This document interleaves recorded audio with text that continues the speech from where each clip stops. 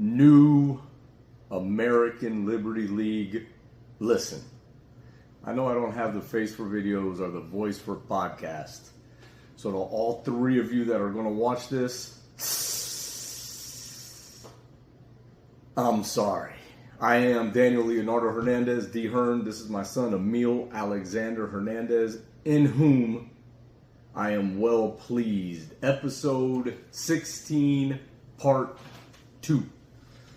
So we gave you pre-election coverage, which we predicted pretty spot on. We hit pretty spot on, like always. So this time around, we're going to give you a little recap of what happened, why it happened, and what we think is going to happen now that Donald J. Trump is your 47th president. Congratulations, MAGA Nation. Everybody who supported him, supports him now.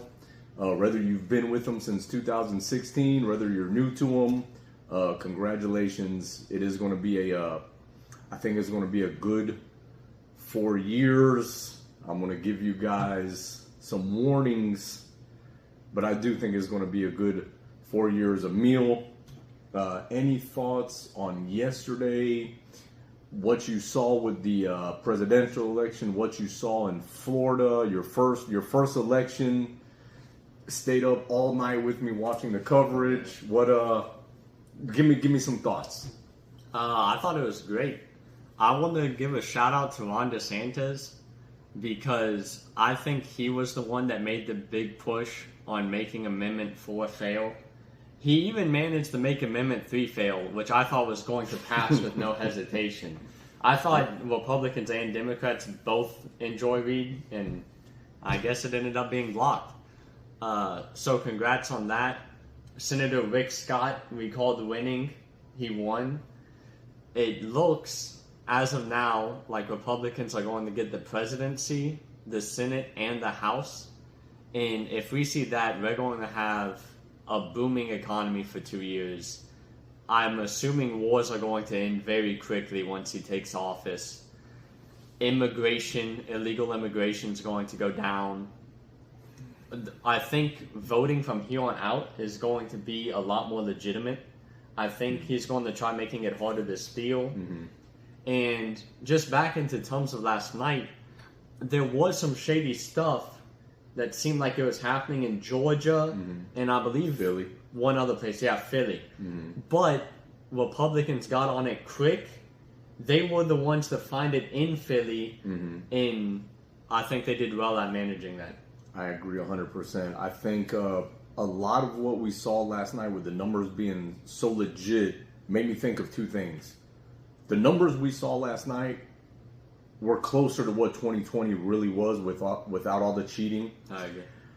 I also think this, and we've said this for a while now, the system of the left, the deep state, all the pieces of the deep state did not come together for Harris.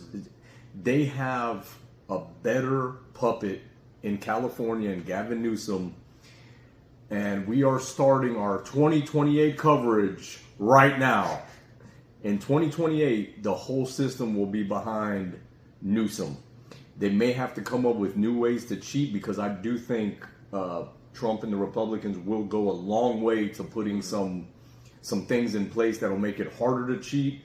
But let me tell you something. Democrats have been cheating since JFK won Illinois in the 60s. They're always going to find new ways. Don't think that because we won 2024, don't think because we put some things in place to make it harder to cheat that they won't find ways to cheat. It is who they are. It is what they do. And they will throw their full weight behind Newsom. Some interesting things I saw last night. Yes, DeSantis is an absolute animal.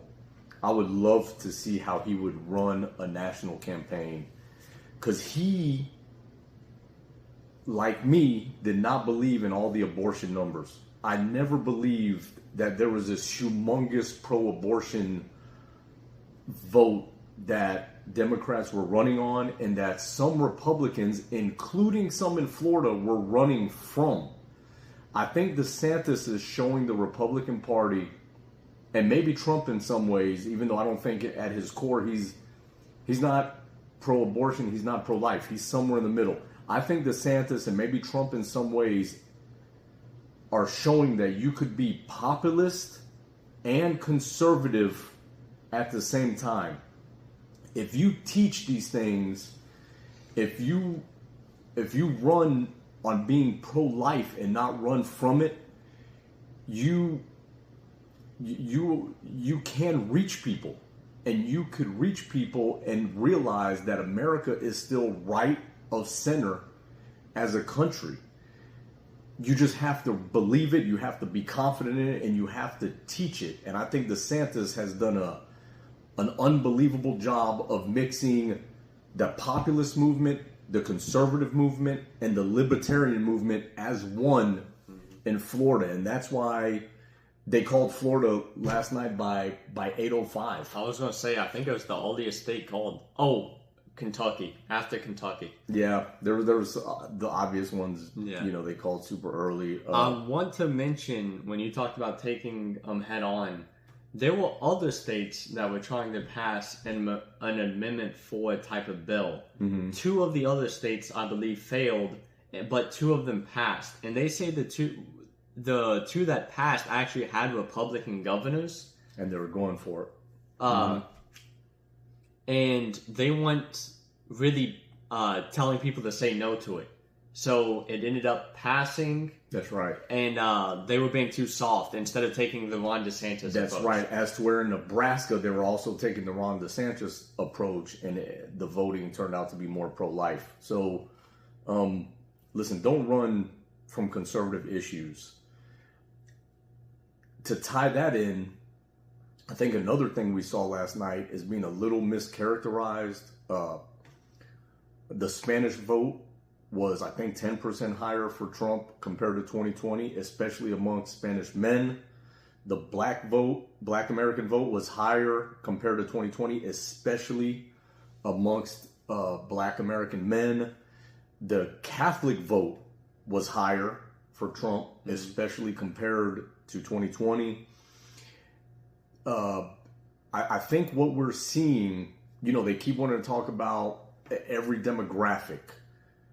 But I think what I saw last night is that the Jewish vote was up for Trump. I think even the Muslim vote was up for Trump compared to 2020.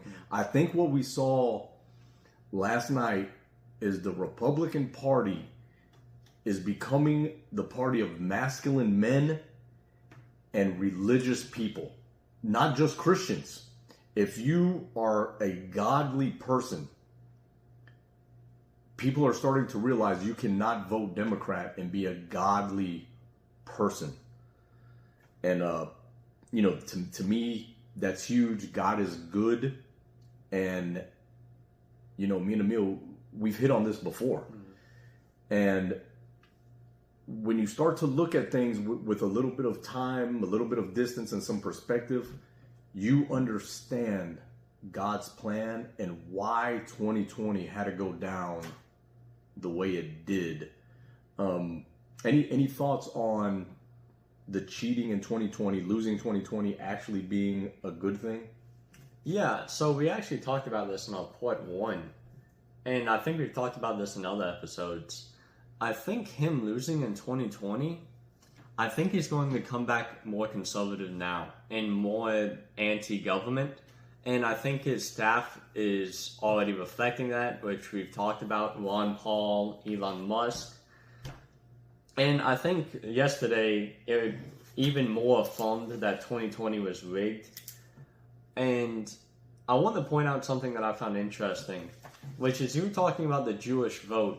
We had a state on here which nobody else was calling, and that was New York. And New York, I don't know if you looked at the numbers, they called it pretty much before any votes were in. But it was extremely close. Pretty close, especially for being New York. Close for being New York. Yep. I think it was like 46 to 53 or something. It was fairly close for being New York. Trump did an amazing job campaigning in New York. I don't think that's the blame on Trump. I think who messed up on this was the right-wing media. People like Fox News, people on the radio. They never talked about New York even being in the running. And I think if they would have, more people would have showed up. Yeah. And it could have been a real nail-biter. I agree. And I also heard that he got 46% of the Jewish vote in New York. That's huge. So New York, it may be one of those states, it's still blue, but it may be one of those states that there's hope. We could make a push there, and that would hurt. That would hurt the Democrat Party. I think what we saw yesterday, numbers-wise, really, really hurt the Democrat Party. Yes, take a look at Dade County. Dade County, one of the reasons we were watching, there was four places we were really watching yesterday, me and Emil in particular. Dade County, because it's a big city and there's everyone. Everyone is in Dade County. Black Americans, white Americans, Spanish, Jewish, Christians, Muslims, everybody is in Dade County. So we knew how, and we knew it was usually goes blue, but it depends on how blue it goes would give us a good indication on other big cities going forward. We were watching Atlanta, we were watching Philly, and we were watching Detroit. And very early on our Facebook page, the New American Liberty League realized and said she is not getting the numbers in these big cities that she needs. We were calling things at 8 and 9 o'clock that weren't called till 1 and 2 in the morning. And everybody was still biting their nails, and we said, look, if there's not a big rig job here, this is a done deal. We were saying that by 8 o'clock. Yeah. We were right. And Dade County is a great bellwether of how other big cities are going to go. And it didn't just not go extremely blue. It went red. It went red, which I hasn't think by 11 happened points in a long time. Now, so a lot of good news from last night, a lot of good news today. Everybody's feeling good. Let me give you some warnings. This is a war. There is a war between good and evil, and winning one election does not stop that. Communists don't stop. Ask my yaya who came from Cuba. Ask my family, my cousins who still live in Cuba now.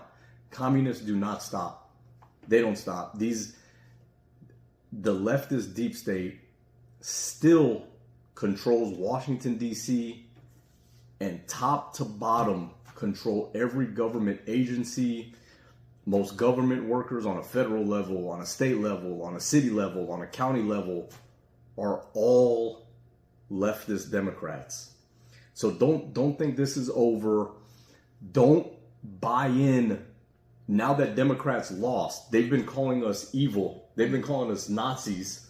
They're taking shots at Trump. They've hated us, and they've told us so for the last 20 years. And now that they lose, they're calling for unity.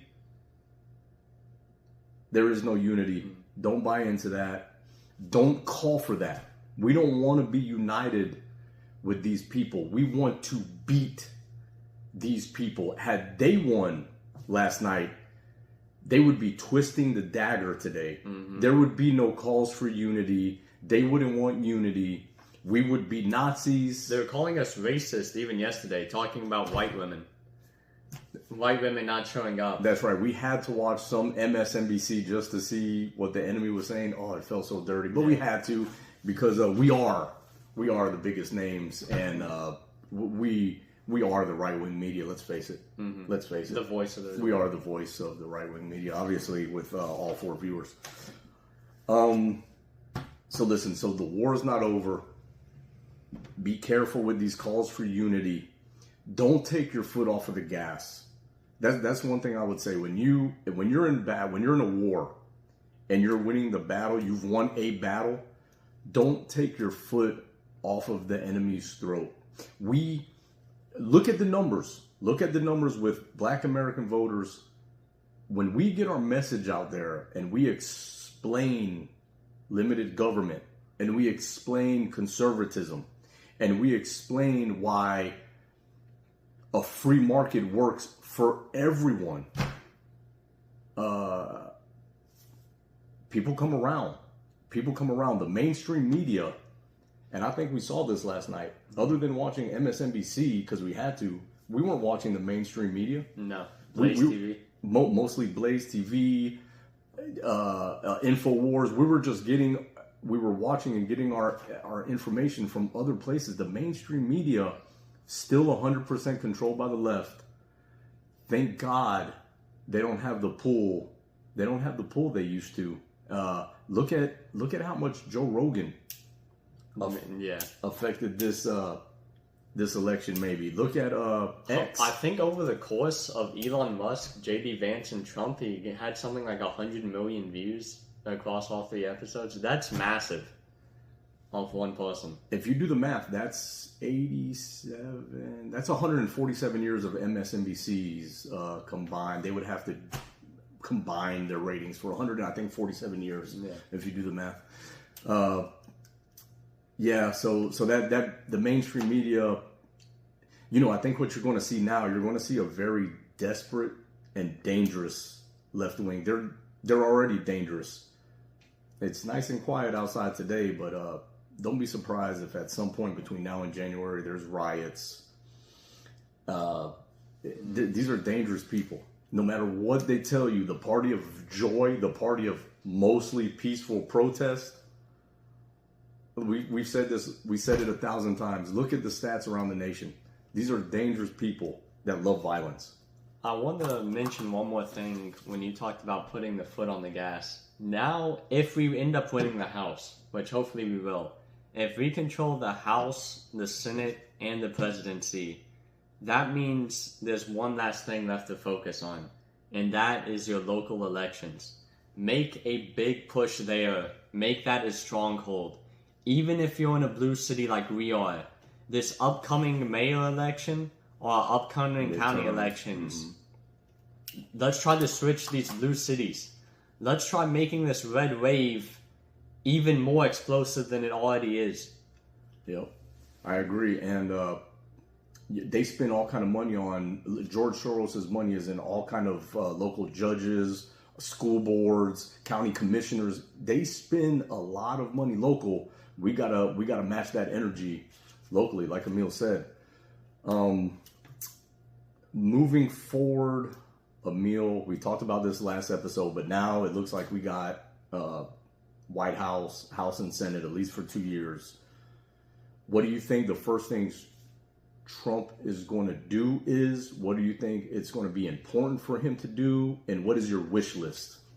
So I'm going to go off of what he said on the first question, which is just what do I think the first thing he's going to do is.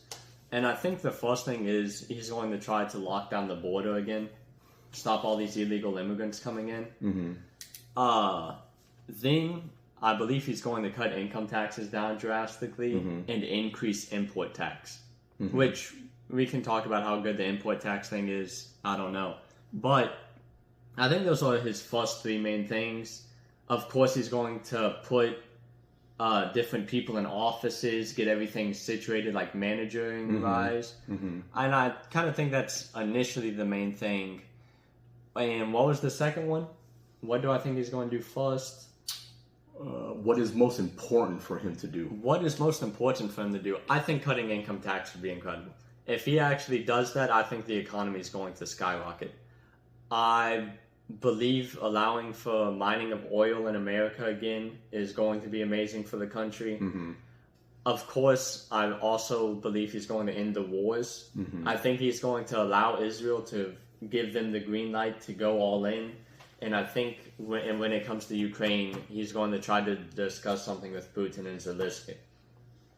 Something where Putin probably gets a little bit of land, but not all of Ukraine. which could have happened right away. Immediately. If Biden and Harris were competent at all, and Ukraine wasn't all about money laundering, which it was, that could have happened right off the bat. And it makes, put yourself in Russia's shoes, it makes so much sense for Russia to have that little bit of a buffer, especially with all the talks between Ukraine and NATO. And your wish list. Yes. If there is one thing you wish, you hope he does, what is that? So, some people may say this shouldn't be on the wish list because of how confident he talks about this. Mm-hmm. But we have seen in his first election, he does like spending a lot of money. Mm-hmm. And sometimes he's not the most pro-gun. But this is mostly focused on the money thing. I would really love to see them come and just cut out agency and agency and agency and cut out trillions and trillions of government spending, because I think long term for the country, that would be incredible. One more thing on this wish list is I want him to make the president an afterthought. I want the executive branch to be so weak after he leaves that even if Democrats win in the future, they can't do anything serious. Now, I don't think he's going to do that, but I think that would be the best thing he could do for the country, is make it like how it was originally, where you don't really even think about the president as much because they don't have as much power. There's a way I think that could happen, and it goes along, and we're still calling to split the nation. Never get me wrong. Winning one election does not change my mind on that. We are not one nation. We are not one people. There is a way I think that could happen. And Trump, just because he's going to have a big microphone now as president, Governor DeSantis, I don't know if there's any legislation they could push to do this. Obviously not. But just, it's something they could just speak on and make moves. The time to fortify red states is now. Mm-hmm. If you are a conservative and you live in a blue state that's not in play, it's time to come to southern red states. We have to fortify these red states. And I wouldn't even mind if I would love some governors. Governor DeSantis could be the lead on this. Ask Democrats to leave. Tell them, look, I'm sorry, if you hate it here, you have bluer pastures somewhere else. And let's overly blue states and let's overly red states. And then what you end up with is states and governors and voters having more power. And I think in that way, short of splitting the nation, in that way, the executive branch has less power. I don't think Trump has came around on a lot of things, and I love this version of Trump 100 times more compared to Trump that came in 2016. I don't think he's going to be the guy to limit his own power. Me neither. He got 4 years now. He's older. I mean, he's getting close to the end of his life. He got one term. I think he's going all in, and in order for him to do that, that executive branch is going to need. Yeah. You know the one guy who makes me hope that he gets in his ear, though? Ron Paul. If Ron Paul gets a conversation with Donald Trump, just one, maybe he'd realize that the true path for long-term American success is cutting down the power of the executive branch. Could be. I mean, we always talk about Calvin Coolidge. I mean, the dude's literally our logo. And one of the first things I fell in love with Calvin Coolidge, and I don't remember the exact quote, but when he was I think he was a senator, or was it the House? I think he was a senator. When he was first thinking about running for president or even getting in as Hardy's vice president, he said that one of his main goals, if he was ever to get into the White House, would be to limit the power of the executive branch. It's too powerful. It's way more powerful than it was ever supposed to be. There was supposed to be checks and balances in the system, and 2 of the 3 are totally out of whack. The only one still holding on is the Supreme Court. Yeah. And I mean, another thing, you mentioned auditing the feds. Mm-hmm. If you start cutting federal agencies, I mean, you almost immediately cut out the power of government. Almost immediately take out the power of the executive branch. Some things I would love to see. We talked about earlier. I think the importance of election integrity. Anything they could pass for that. I know we won early voting this time. I think other than military people that are overseas, we need to get rid of early voting. Make every 4 years a national holiday. Make it a national holiday. Vote in person. Have an ID. Look, Florida's, I think, the third or fourth most populated state in America. They knew the results within an hour of polls closing. Like this can be done. It could be done in a day. Make election day every 4 years a national holiday. I would love to see, if we're getting rid of things in the feds, one thing that is an absolute indoctrination camp is our public schools. I would love to see those cut. There's so many things. I would love as a party and as a nation, people to realize that women, there's not this big movement of women that are calling for killing babies. It's not there. They're worried about safety. They're worried about, are their sons and daughters going to end up in World War III? They're worried about boys being shoved into their daughters' sports and locker rooms. They're worried about not gay people, because I actually know a lot of gay conservatives, but the militant LGBTQRSTUV movement being shoved down their kids' face in schools.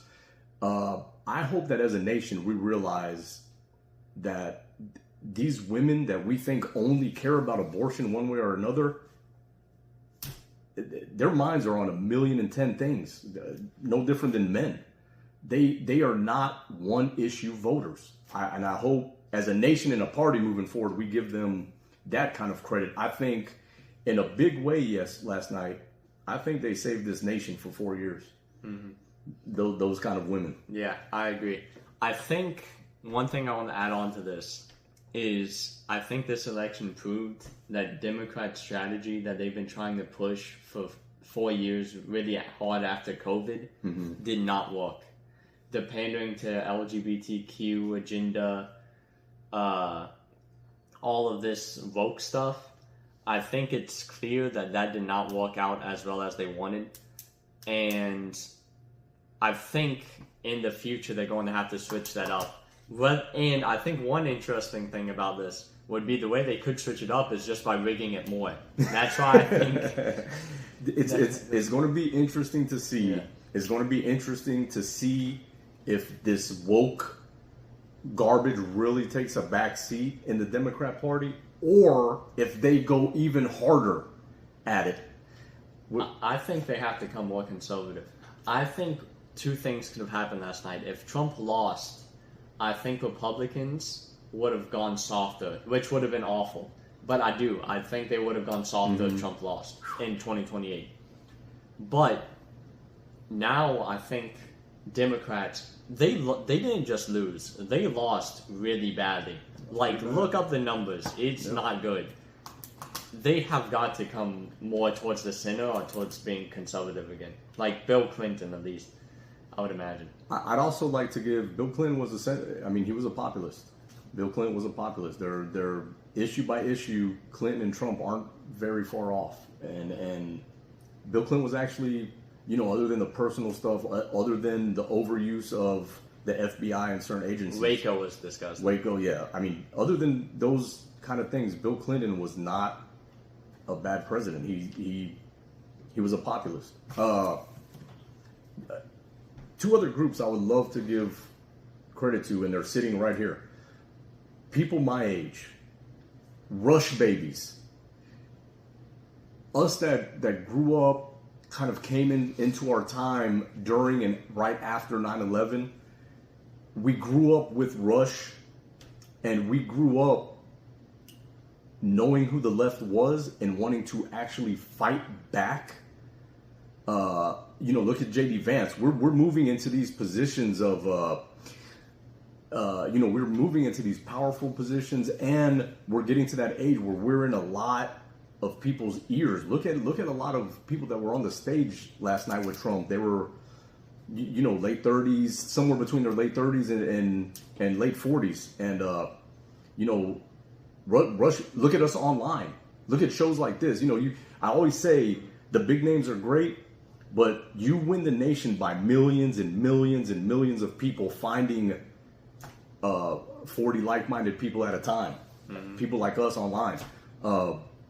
Rush Babies, that mentality to fight back instead of get along and fit in with the left, that mentality is really showing itself now. You look at something Emil loves to talk about is how the libertarian movement is sort of finding a home in the Republican Party, and that starts with people my age. That started with the Tea Party movement we had some years back, and you're really starting to see it take shape. And people Emil's age, we showed up last night. Showed up. They thought they were going to win young people big, and I think it was like 52 to 48 or something like that. It just didn't pan out the way they expected. Probably not even the way we expected. These young people, because of having parents our age and people around them our age, they know what to listen to in school. They know what to see and pick up on in their media, in their movies, in their entertainment and things like this. And most kids also don't like having this like LGBTQ stuff forced on them in schooling. You can hear kids like Dallas. He sees gay stuff on the TV and he sends them to go. Yeah. They overdid it. The left has just, in a lot of ways, they've just overplayed their hand, and I think last night it really showed up. Any other thoughts, Emil? What to come? What to watch out for? Be very careful between now and January. Don't take this win and go back to sleep. Keep your foot on the gas. Communism doesn't stop. This is a war. This is a war. Last night we may have won a battle. There is a war between good and evil, and it didn't end last night because we got the White House for 4 years. Keep your foot on the gas. Be careful between now and January. I think that's the main thing. Just keep the foot on the gas, and expect to have a nice 4 years as long as everything goes smoothly. And we talk about making money in this nation. These next 4 years is going to be a great time to do that. The economy is going to be on your side. Well, Work is going to be easier to come by. I think it's going to be very good. Gas prices are going to be cheaper. Groceries. If you look at the Dow Industrial right now, it's up nearly $1,500, and that's without him even being the president. It's just with there's always crazy things that could happen, but barring the crazy, which you can almost kind of expect now, barring the craziness, this is going to be a really good 4 years. Take advantage of it, enjoy it, but don't fall back to sleep. Mm-hmm. Credit to the coverage of the New American Liberty League. Like, we were on a lot of things early. We picked up on trends that I don't think many people in the right-wing media were picking up on. I think nobody else was calling Michigan, and we were. I mean, we, for just being two guys with 4 viewers. Yeah, we did really well, I think. So, listen. Next episode we'll be back to our usual format and all that stuff. You know, this episode, these 2 parts had to be 100% about the election. Mm-hmm. For all 4 of you that made it this far to the end of the video, thank you. And we are the New American Liberty League. Saving the Republic, one listener at a time.